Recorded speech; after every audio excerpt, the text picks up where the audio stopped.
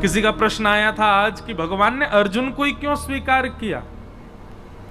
योग्य तो युधिष्ठिर भी हैं, योग्य तो नकुल सहदेव भी हैं, योग्य तो भीष्म पितामह भी हैं, पर भगवान ने अर्जुन को ही क्यों स्वीकार किया? बहुत अच्छा प्रश्न है और समझने योग्य बात है। युधिष्ठिर जी धर्म में प्रधान है, इसलिए उनका नाम है धर्मराज युधिष्ठिर। उनका धर्म अतिश्रेष्ठ है। ठाकुर जी को प्रिय लगते हैं पर स्वीकार नहीं किया। इसलिए कोई धर्म के आचरणों को ही पूरे दिन लिखते लिखते करता रहता हो कि ये धर्म में करना है, ये धर्म में करना, ठाकुर जी का प्रिय बन जाएगा, पर ठाकुर जी उसको संग रखें इतना प्रिय नहीं लगेगा ठाकुर जी को। नकुल सहदेव बुद्धिमान है, स्वरूपवान है, पर आपके स्वरूप से, आपकी बुद्धि की चाटुकारी से, आपकी चतुराई से ठाकुर जी इतने प्रसन्न नहीं होंगे। प्रिय लग सकते हो पर प्रसन्न होकर ठाकुर जी गले में गलवैयां डाल लें, ये ठाकुर जी नहीं करेंगे। तो ठाकुर जी को रिझाने के लिए धर्म का आचरण नहीं चलेगा, ठाकुर जी को रिझाने के लिए बहुत बुद्धिमान होने से काम नहीं चलेगा। ठाकुर जी को रिझाने के लिए बहुत बलवान, बहुत ज्ञानवान, बहुत धनवान, इन सब से आप ठाकुर जी के समीप भले ही पहुंचो। द्वारिकाधीश मंदिर में आगे बैठ के दर्शन करने हैं, पैसा दे के बैठ जाओगे, आप समीप पहुंच सकते हो, पर स्वीकार ठाकुर जी हजारों लोगों में बैठे कौन को कर रहे हैं ये ठाकुर जी जाने। इतने सब लोगों में अर्जुन स्वीकार क्यों किया गया? क्योंकि अर्जुन के पास में सब कुछ है, पर सब कुछ गौड़ है, प्रेम प्रधान है। प्रसंग आता है, मैं बहुत बार सुनाता हूं कथा में, कि जब महाभारत का युद्ध निश्चित हुआ तो अर्जुन और दुर्योधन दोनों गए भगवान के पास। दुर्योधन ने जाकर कहा महाभारत युद्ध होने वाला है, आप किस तरफ रहोगे? भगवान बोले पक्षपात में करता नहीं हूं, तुम दोनों मेरे भैया हो, अब ये तो बड़ी विडंबना हो गई कि मैं किस तरफ रहूं। दुर्योधन बोला कि आप में तो शक्ति है, आप दो दो रूप धारण कर सकते हो, एक रूप से हमारे पास रहो, एक रूप से वहां रहो। भगवान बोले फिर तो महाभारत हो गई तुम्हारी, फिर तो जीवन भर चलती रहेगी, कभी खत्म ही नहीं होगी। जब दोनों तरफ ही परब्रह्म खड़े हो जाएंगे तो फिर महाभारत पूरा कैसे होगी? बोले कोई तो निधान बताओ। तो भगवान ने बड़ा अटपटा उदाहरण अटपटा निधान निकाला, समाधान निकाला। अच्छा, ठाकुर जी सदैव अटपटे समाधान ही देंगे। जैसे मैं एक उपाय बताता हूं कि कभी आप संशय में पड़ जाओ तो ठाकुर जी के आगे पर्ची डाला करो। जैसे कि ठाकुर जी हमको दिल्ली पढ़ने के लिए जाना चाहिए कि नहीं? अब आपका मन तो कह रहा है जाना है, लेकिन ठाकुर जी को यदि लगेगा ना कि नहीं, इसके नहीं जाने में ही भलाई है, तो ना ही आएगा। लेकिन कई बार ठाकुर जी ऐसे निर्णय भी लेते हैं, जैसे मान लीजिए आपने ठाकुर जी के आगे पर्ची डाली, दिल्ली जाके पढ़ना है, तो ठाकुर जी कहे हाँ ठीक है जाओ। अब आप दिल्ली आ गए।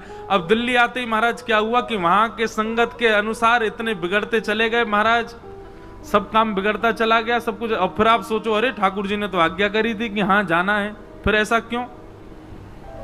निश्चित ही भविष्य में आप कई बार ठाकुर जी ऐसे निर्णय भी लेंगे कि उन निर्णयों में आपको ठोकर लगे, ठोकर से आपको पता चले कि नहीं आगे मुझे ऐसा करना है, तो जबरदस्ती ठाकुर जी ऐसा निर्णय लेके देंगे जिसमें आपको जबरदस्ती गिरना ही पड़े।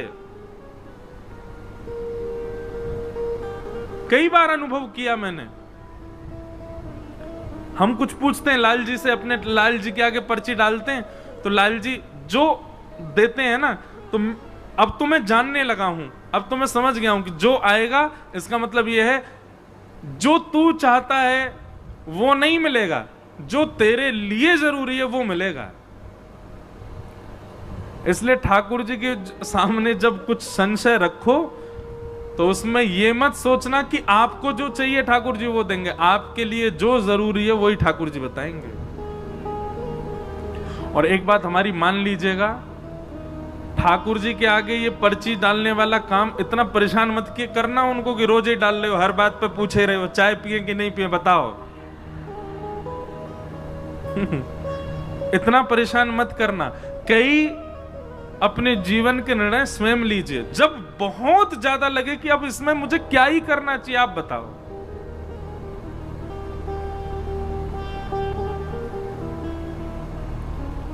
जैसे हम अभी गुरु दीक्षा नहीं देते, एक बार पर्ची मैंने मन रखा था कि जन्माष्टमी पर लाल जी से पूछेंगे, तो अचानक मेरे मन में आया कि आज जाके ठाकुर जी से पूछूं, बताओ हम गुरु दीक्षा देंगे। बहुत सारे लोग आते हैं कि दें। अब कभी कभी मन में कई एक तो मुझे ऐसे मिले, वो कह रहे वो आप चाहते नहीं हो कि हम भक्ति मार्ग में आगे बढ़े इसीलिए हमको दे नहीं रहे हो। मैंने भैया ऐसे मत कहो, कुछ भाव है इसलिए नहीं दे रहा। तो ठाकुर जी से हम पूछने गए, तो जैसे ठाकुर जी के आगे पर्ची डाली उठाई तो उसमें आ गया नहीं अभी मत दो। हमने जाके अपने पिताजी को बताई, मैं पिताजी ठाकुर जी अभी मना कर रहे हैं दीक्षा देवे की। पिताजी ने समय देखा, बोले 2 बज रहे हैं लाला दोपहर के, और ठाकुर जी के गैया चरावे को समय है। ठाकुर जी अपनी गैयान को हाँक रहे हैं, तू पर्ची डाल के उनको परेशान कर रहा हो। तो गुस्सा में कहिए नहीं ले जा। बोले जब ठाकुर जी बिल्कुल बैठे हों, आराम कर रहे हों, कोई काम नहीं हो, लाल जी लीला में ही रहते हैं ना, आपको देखने में लग रहे हैं कि वो सिंहासन पर लीला चल रही है ठाकुर जी की। इस समय ठाकुर जी गैया चरा के लौट रहे होंगे। अब कितने बज गए? 6 बज गए, आ गए। अब फल पा रहे होंगे, और फल पा करके फिर यशोदा मैया पहुंचेगी ठाकुर जी के हाथ पामन को, पहुंच के फिर आरती करेगी, अरे मेरो लाला आएगो, गैया चरा के आयो। फिर ठाकुर जी सब बताएंगे, आज मैया वो गैया ने ऐसी लात मारी मेरे तो यहाँ लग गई, माँ गयो मैया, वहां ऐसे बनचर जीव मिले। सब मैया से बतियामेंगे, फिर मैया को बताएंगे आज कहा पावे को मने, फिर पावे बैठेंगे। ऐसे ठाकुर जी की लीला तो चलती रहती है, कभी विश्राम नहीं होती। मेरे आपके लिए हमें ऐसा लगता है कि ठाकुर जी जड़वत हमारे सामने बैठे हैं, पर यही प्रेम स्वरूप यदि आपके चित्त में आ जाए तो आप जब देखोगे तब लगेगा कोई लीला चल रही है। इस समय ठाकुर जी किसी लीला में। हमारे पिताजी बोले कि लीला में ठाकुर जी अभी गैया चरावे गए, तू पर्ची डाल लो है। बोले जब ठाकुर जी अनवसर में हो, कोई काम ना कर रहे हो, तब डालियो। तो पर्ची डालने का, कोई भी बात पूछने का सबसे बढ़िया समय रात्रि में, जब ठाकुर जी शयन में जा रहे हो, तब ठाकुर जी को भोग लगावेगा, तब पर्ची डालो। और इतना समय प्रदान करो लाल जी, सुबह जब मंगला होगी ना तब हम पर्ची उठाएंगे। रात भर में आपको जो चाहिए इसकी जिद मत करना भगवान से, हाँ ही दे दियो या से काम बनने को नहीं, मेरे लिए जो उपयोगी आप बताना। और फिर ठाकुर जी जो दे दें उत्तर, उस पर इतना विश्वास कर लेना, इतना विश्वास कर लेना। आज हम सही बता रहे हैं, हमने अपने जीवन में ज्यादा नहीं 5 या 6 बार ही ठाकुर जी से पूछा होगा, पर कई निर्णय ऐसे थे जिसमें मन व्यथित हुआ कि नहीं ये तो ठाकुर जी आपको ऐसे नहीं कहना था, ये तो इसमें भलाई होती, ठाकुर जी आपने मना कर दिया। पर जब ठाकुर जी की बात को माना गया तो फिर उसका प्रतिफल मीठा ही मिला। कई बार ठाकुर जी ऐसे निर्णय भी ले देंगे कि जिससे आपको ठोकर भी खानी पड़े, तो भी विश्वास मन में रखना, कोई बात नहीं, ठाकुर जी ने गिराया भी हमारी भलाई के लिए। तो दुर्योधन और अर्जुन दोनों गए भगवान के पास, और भगवान से कहा महाभारत युद्ध में आप किस पक्ष में रहोगे। तो भगवान ने बड़ा अटपटा निर्णय लिया, अटपटा ही लेते हैं। बोले सुनो, एक तरफ मेरी सेना रहेगी,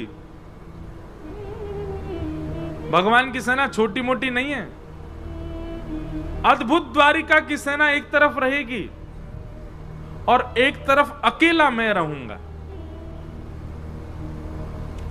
लेकिन मैं जिस तरफ रहूंगा उस तरफ शस्त्र नहीं उठाऊंगा, बिना शस्त्र के रहूंगा जिस तरफ भी रहूंगा। तुम लोग मुझसे बाद में मत कहना कि भाई तलवार उठाओ, धनुष उठाओ, भाला उठाओ, जे उठाओ, कुछ नहीं, खाली हाथ रहूंगा। एक तरफ मेरी सशस्त्र सेना और एक तरफ अकेला बिना शस्त्र का मैं। अब दोनों चूज कर लो, कौन मुझे ले जाएगा, कौन सेना को। तो निश्चित है मैं और आप भी अगर दुर्योधन की तरफ होते तो हम भी भगवान को ठुकरा देते, नहीं मांगते हम ठाकुर जी को।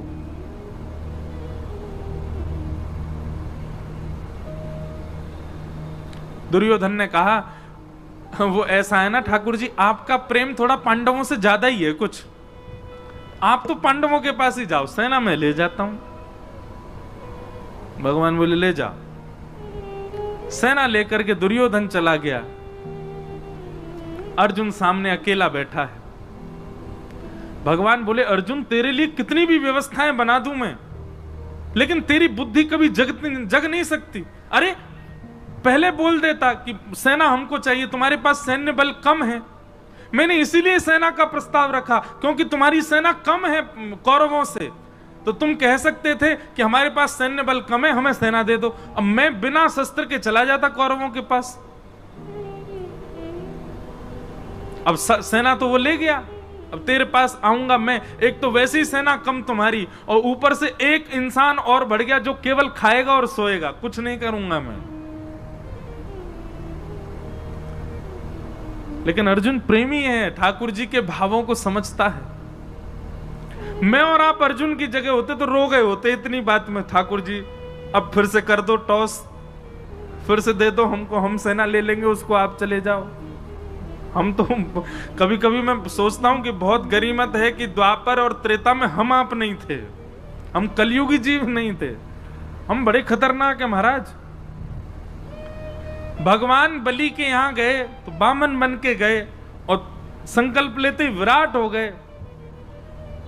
2 पग से तीनों लोक नाप लिए। तीसरा पग रखने के लिए भगवान पर पास जगह नहीं बची तो बलि ने कहा तीसरा पग मेरे सिर पर रख दो। कभी कभी मैं सोचता हूं बलि की जगह मैं और आप में से कोई और होता तो हम ठाकुर जी को केस कर देते। बोले क्यों? बोले जब आए थे तब बामन बन के आए थे, चीटिंग करी इन्होंने, बड़े हो गए। हम तो 3 पग जमीन देने को तैयार हैं पर ये वामन बने, वामन बन के ही लें।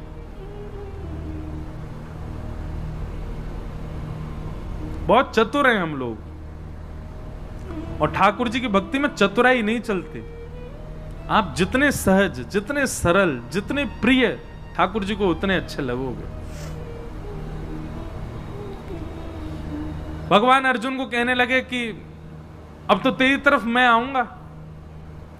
तो अर्जुन ने एक बहुत अच्छी बात कही, भगवान के चरणों में प्रणाम करते हुए कहा नाथ, ना तो मैं आपको मांगने आया था और ना आपसे मांगने आया था। दुर्योधन आया था इस भावना से, मैं नहीं आया था। मुझे आपसे कुछ नहीं चाहिए और मुझे आप भी नहीं चाहिए। भगवान बोले तो फिर तू क्यों आया? दोनों हाथ भगवान के हाथ में दे दिए, बोले पकड़ो मेरे हाथ। भगवान बोले पकड़ लिए, बोले खुद को देने आया था कि मुझे रख लो अपने शरण। मैं शरणागत हूं नाथ, मेरे ऊपर कृपा दृष्टि करो। अरे मैं ये भूल नहीं कर सकता कि आपसे कुछ मांगूं। आपसे कुछ मांगूंगा तो कुछ ही मिलेगा, आपको मांगूंगा तो आप भी मेरे आश्रित रहोगे। क्यों? अगर मैं कहूं कि ठाकुर जी मैं आपको मांगने आया हूं, मेरे पक्ष में चलो, तो आप मेरे अधीन रहोगे। सुबह उठ करके मुझसे कहोगे हाँ अर्जुन अब बताओ आज क्या करना है, अर्जुन भोजन कब करना है, अर्जुन सोना कब है, सोना कहां है। क्योंकि मैं मांगने आया हूं तो सारी जिम्मेवारी मेरी, सारी व्यवस्था मैं करूंगा। पर मैं तो आपको मांगने नहीं, खुद को देने आया हूं। तो अब स्थिति क्या है? मेरी सारी व्यवस्था आप करो। मैं कब सोऊं, कब खाऊं, कहां जाऊं, क्या करूं, कब उठूं, कब बैठूं, कहां बाण चलाऊं, कहां नहीं चलाऊं, कहां मौन रहूं, कहां बोलूं, ये सारी व्यवस्था अब आपके हाथ में है। मैं खुद को देने आया हूं। ये समर्पण देख करके भगवान ने अर्जुन को स्वीकार कर लिया और अर्जुन से 2 बार रीचेक किया भगवान ने। भगवान बोले अर्जुन केवल बोले मत, देख ले मैं कुछ भी आज्ञा कर सकता हूं। अर्जुन कहता करिष्ये वचनम तव, आप करके देख लेना, आप जो आज्ञा करोगे करूंगा। भगवान बोले फिर सोच ले, मैं कुछ भी आज्ञा कर सकता हूं। भगवान बोले आप करके, अर्जुन बोला करके देखो। बोले ठीक है युद्ध प्रारंभ होने दे। और युद्ध में भगवान ने महाराज अर्जुन के कमर तोड़ के रख दी। ऐसी ऐसी आज्ञा भगवान करें।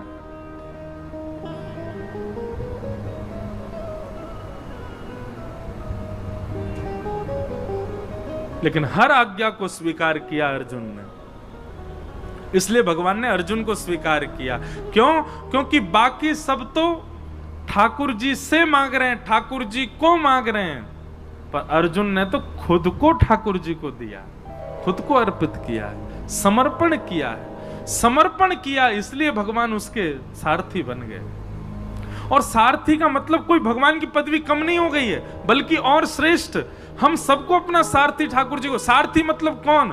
जो राह दिखावे, जो लेकर के चले, कहां जाना है, कहां मुड़ना है, कहां बैठना है, कहां चलना है, ये सारथी ही तो कर सकता है। सारथी के अधीन होता है पीछे बैठा व्यक्ति। हर व्यक्ति अपना सारथी श्री कृष्ण को बनावे।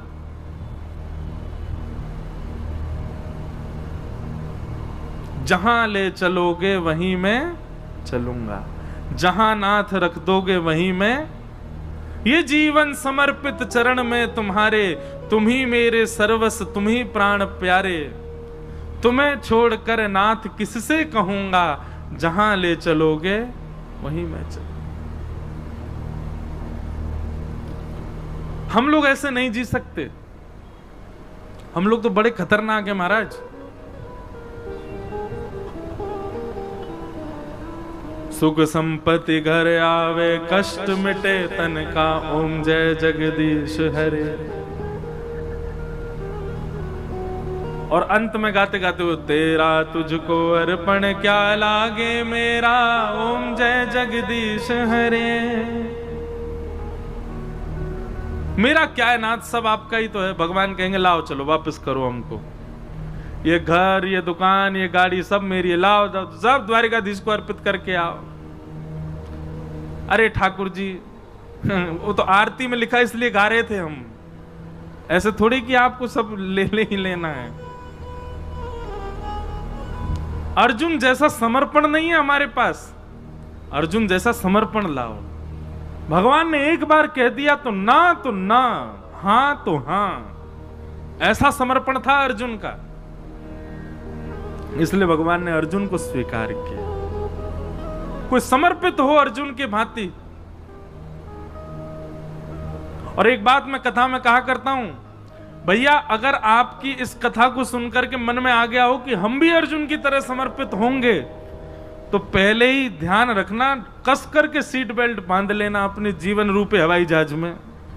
क्योंकि जैसे ही आप ये निर्णय लोगे कि अब जो ठाकुर जी जो कहेंगे हम वही करेंगे, ठाकुर जी जो देंगे वही पाएंगे, ठाकुर जी जो चाहेंगे वही होगा, तो फिर बहुत ऊंची विमान की ऊंचाई होगी, रोलर कोस्टर जीवन बन जाएगा। कब ऊपर, कब नीचे, कब यहां, कब वहां, कब महाराज झकझोर के फेंक देंगे ठाकुर जी। लेकिन कभी छोड़ेंगे नहीं। एक बार यदि कोई समर्पित हो गया तो निश्चित है ठाकुर जी उसके साथ खेलेंगे बहुत, पर उसका हाथ छोड़ नहीं सकते।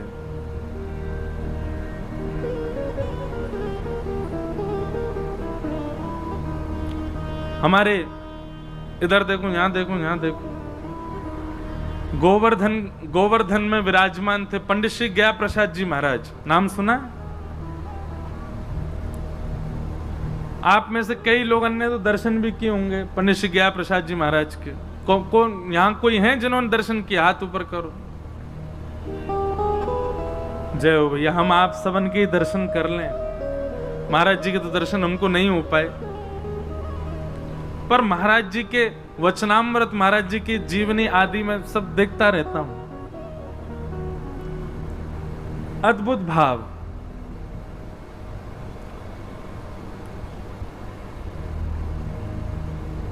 सब लोग सावधानी से कथा सुनो। कोई आए कोई जाए, आप तो बस भाव से सुनो कथा।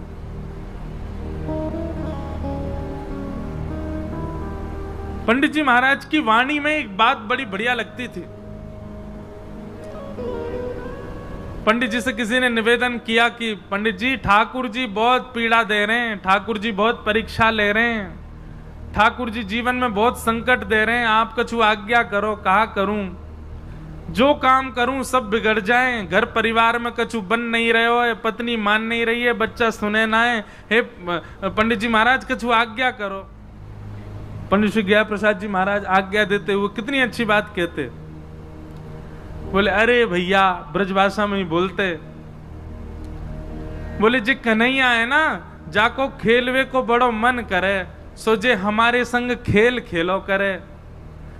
कभी पत्नी को उठाए दे, कभी बालकन को उठाए दे, कभी काम बिगाड़ दे। जाके हम सबरे खिलौना है, जे हमारे संग खेल है। लेकिन भैया या बात से दुखी मत हो कि ठाकुर जी खेल काय को रहे, बल्कि ठाकुर जी से प्रार्थना करो जितनो मन चाहो ठाकुर जी उतनो खेलो, पर खिलौना बदलना नहीं चाहिए। मैं ही रहूं आपको खिलौना, खूब खेलो।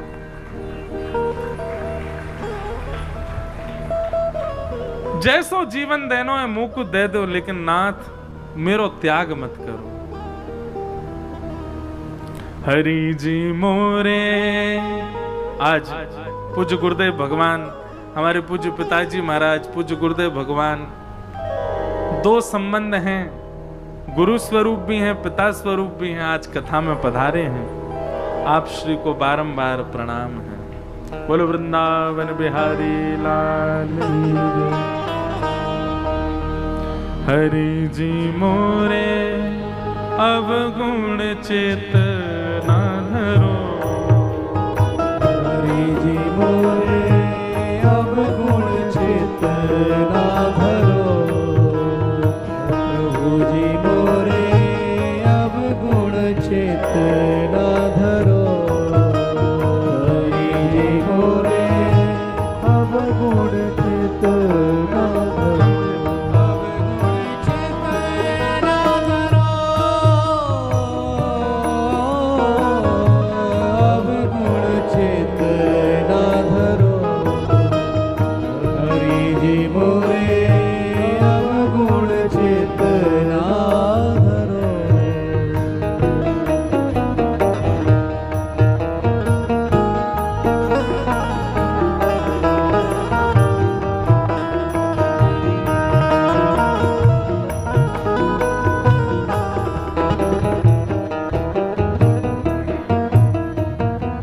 बोलो वृंदावन बिहारी लाल की।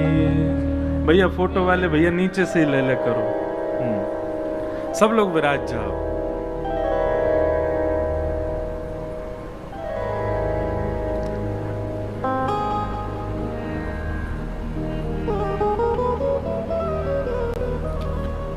यह भी एक सौभाग्य है ब्रज की कथा का कि पूज्य गुरुदेव भगवान, पूज्य पिताजी महाराज के भी दर्शन, और दर्शन तो का संग ही, अभी भोजन तो दोपहर को संग ही करके आए हैं लेकिन गुरु भावना से आप श्री के कथा में आगमन है जाए, न एक आशीर्वाद मिल जाए तो बहुत सुख मिले। आपकी ही कृपा प्रसादी है, आपकी ही कृपा दृष्टि, आपको ही आशीर्वाद है जो कुछ भी हम कह पा रहे हैं।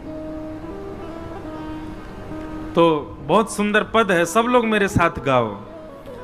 हरि जी मेरे अवगुण चित ना धरो, हरि जी मेरे अवगुण चित ना धरो, प्रभु जी मोरे अवगुण चित ना धरो, प्रभु जी मोरे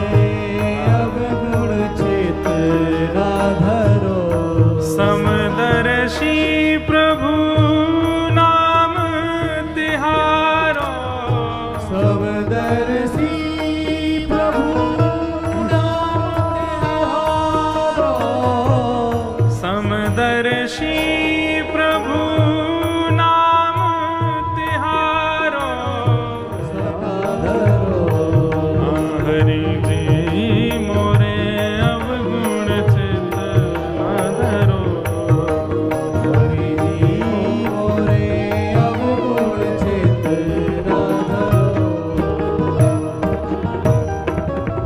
द्वारिकाधीश की जय। अभी अभी एक भाव मन में आ रहा हो कि हम सब गा रहे हैं कि हरि जी मेरे अवगुण चित्त ना धरो।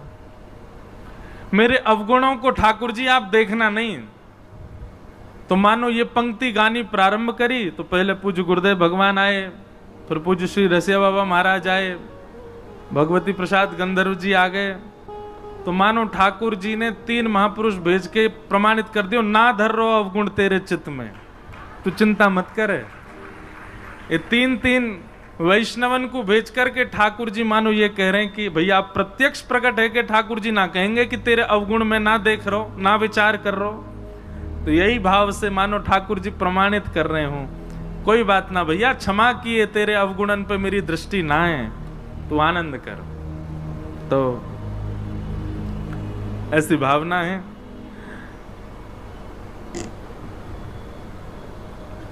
रसिक जनों के पद बड़े अद्भुत हैं। हमारे अष्टछाप के कवि गोस्वामी तुलसीदास जी की विनय पत्रिका, जैसे ये पद है ऐसी विनय पत्रिका में गोस्वामी जी का भी एक पद है। हरि जी तुम बहुत अनुग्रह कीन हो, हरि जी तुम बहुत अनुग्रह कीन हो। अब पद तो ढूंढवे तो मिलेगा नहीं, लेकिन भाव बहुत सुंदर है वहां पर भी। बोले नाथ आपने मुझे बहुत बड़ा अनुग्रह किया। भगवान पूछ रहे हैं मैंने कहा अनुग्रह किया तुम पे? तो गोस्वामी जी कह रहे हैं, बोले आपने सबसे बड़ा अनुग्रह तो यही किया कि आपने मुझे मानव बनाया। श्रीमद् भागवत में भी भगवान कहते हैं, नृदेह माध्यम सुलभम सुदुर्लभम प्लवम सुकल्पम गुरुकर्ण धारम मयानुकूलेन नभस्वतेरितम पुमान भवाब्धिम न तरेत्स आत्मा। मैंने मानव के ऊपर सबसे बड़ी कृपा यही की कि मैंने उसको मानव बनाया। अरे नित्य इसी बात का धन्यवाद कहो ठाकुर जी कि हमको आपने कोई जीव जंतु तो नहीं बनाया, मानव बनाया।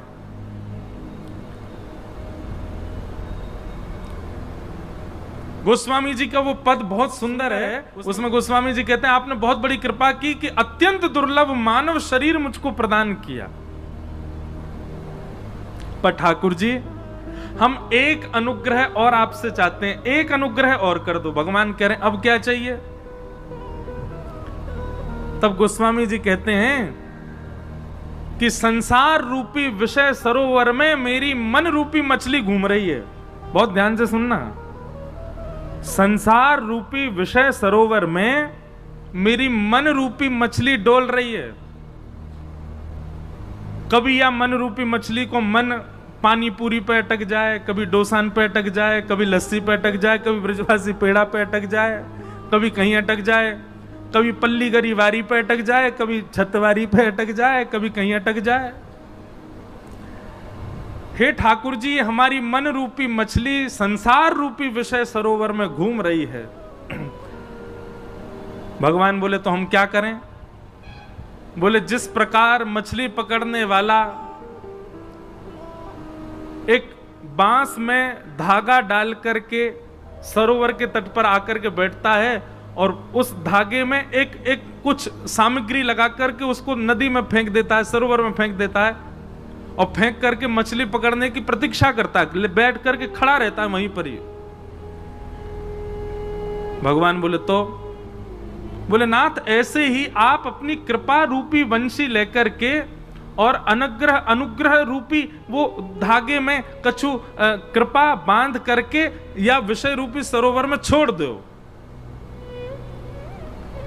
भगवान बोले तुम क्या करोगे? बोले आप खड़े खड़े इंतजार करो, विषय में घूमते घूमते घूमते घूमते जा दिन मेरो मन रूपी मछली आपके वह कृपा रूपी सामग्री से आकर के टकरा जाए, जैसे ही वह कांटे में फंस जाए सोई रस्सी खींच करके मुंह को बाहर निकाल ली हूं।